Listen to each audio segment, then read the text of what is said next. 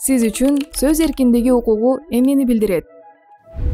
Сөз эркиндиги бул адамдын өзүнүн ичиндеги, түкүрүндөгү эмне болуп жатат, ошол сезимдерди айтуу. Бирок биринчи сүйлөрдөн алдын таразалап, бул туурабы туура эмеспи деп ой жоруп, анан кийин ошону ичиндеги көйгөйдү жеткирсе жакшы болот деп эсептейм.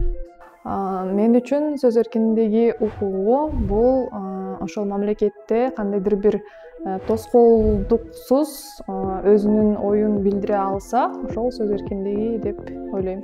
Свобода слова — это когда ты можешь выражаться в своем контексте любую информацию, но при этом, конечно, нынче нужно сохранять все законы и прочие моменты.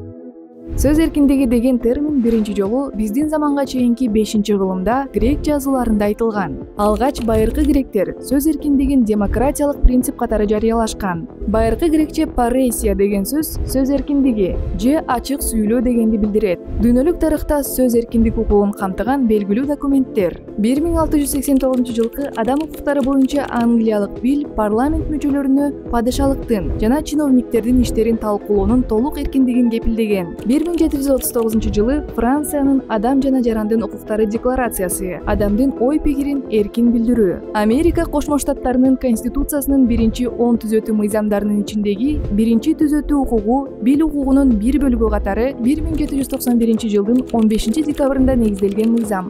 Сөз эркиндиги жөнүндө 10 декабрь 1948-жылы буунун башкы ассамблеясы тарабынан кабыл алынган адам укуктарынын жалпы декларациясы. Кыргыз Республикасынын конституциясынын 32 беренеси. Биринчи пункт. Ар бир адам эркин ой жүгүртүүгө жана пикирге ээ болууга укуктуу. Экинчи пункт. Ар бир адам өз пикирин эркин билдирүүгө, сөз жана басма сөз эркиндигине укуктуу. Үчүнчү пункт. Эч ким өз пикирин билдирүүгө же андан баш тартууга мажбурланышы мүмкүн эмес.